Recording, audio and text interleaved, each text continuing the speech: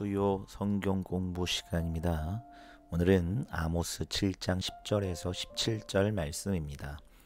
때에 베델의 제사장 아마샤가 이스라엘 왕 여로보암에게 보내어 이르되 이스라엘 족속 중에 아모스가 왕을 모반하나니 그 모든 말을 이 땅이 견딜 수 없나이다. 아모스가 말하기를 여로보암은 칼에 죽겠고 이스라엘은 반드시 사로잡혀 그 땅에서 떠나겠다 하나이다. 아마샤가 또 아모스에게 이르되 선견자야, 너는 유다 땅으로 도망하여 가서 거기에서나 떡을 먹으며 거기에서나 예언하고 다시는 베델에서 예언하지 말라. 이는 왕의 성소요 나라의 궁궐임이니라. 아모스가 아마샤에게 대답하여 이르되 나는 선지자가 아니며 선지자의 아들도 아니라 나는 목자요 뽕나무를 재배하는 자로서 양떼를 따를 때 여호와께서 나를 데려다가 여호와께서 내게 이르시기를 가서 내 백성 이스라엘에게 예언하라 하셨나니 이제 너는 여호와의 말씀을 들을지니라.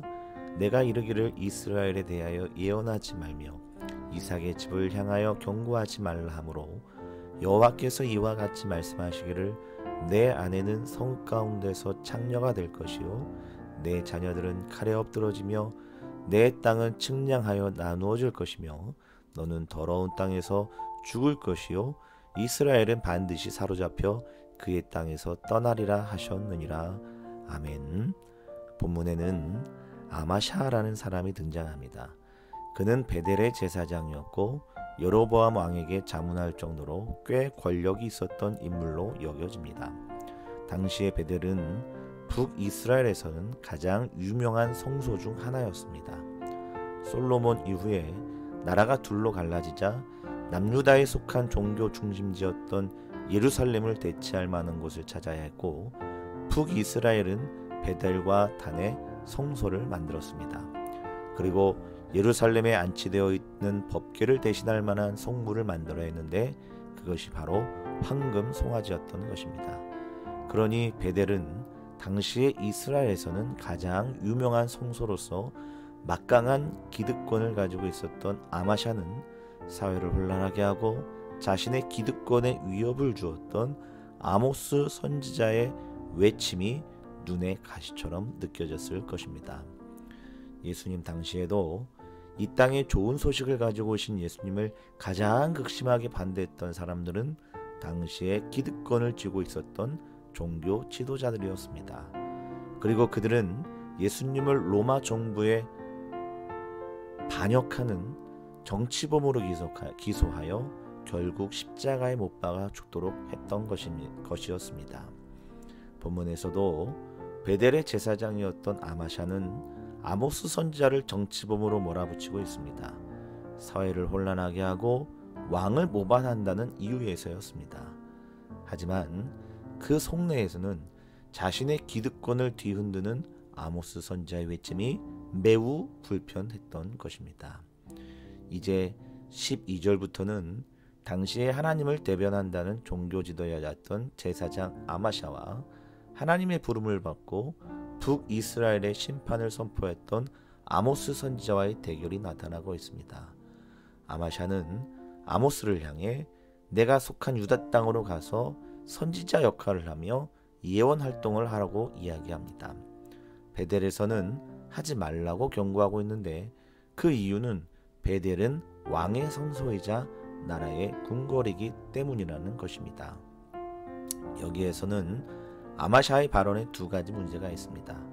먼저 유다 땅으로 가서 선지자 활동을 하며 떡을 먹으라고 이야기하는데 아마샤는 하나님의 일을 밥벌이 수단으로만 생각하고 있는 듯 보여집니다. 종교가 타락하면 밥벌이 수단으로 전락해버리고 맙니다. 물론 목회자들도 가정이 있고 자녀가 있기 때문에 사례비가 없으면 먹고 살 수가 없어 기본적으로 생존에 필요한 물질은 있어야 마땅합니다. 가장 좋은 예는 목회자가 돈 생각하지 않고 목회에만 전념할 수 있도록 성도들이 그런 목회자를 위해 물질 걱정하지 않도록 그를 보호해 주는 것입니다. 하지만 이것이 지나쳐 목회자들이 오로지 돈만 밝히고 먹고 사는 수단으로 종교를 이용할 때 반드시 타락하게 되어 있습니다. 두 번째는 베델 성소는 왕의 성소요 나라의 궁궐이기 때문에 여기서 예언 활동을 하지 말라는 말입니다. 지금으로 말하면 교회가 왕을 위한 곳이며 나라를 위한 공간이기 때문에 함부로 설치며 다니지 말라는 경고와도 같습니다. 하지만 교회가 왕을 위한 곳입니까? 교회가 나라를 위한 곳입니까? 교회는 하나님을 필요로 하는 사람들이 모인 곳이며 그곳은 왕이 아니라 가난하고 헐벗고 굶주린 자들이 하나님께 부르짖는 곳이 되어야 합니다. 교회가 권력과 야합할 때, 교회가 권위주의에 물들 때 교회는 반드시 타락하게 되어 있습니다. 이런 아마샤의 도발에 아모스 선지자는 자신은 밥벌이 목적으로 예언 활동하는 게 아니라고 말씀하고 있습니다.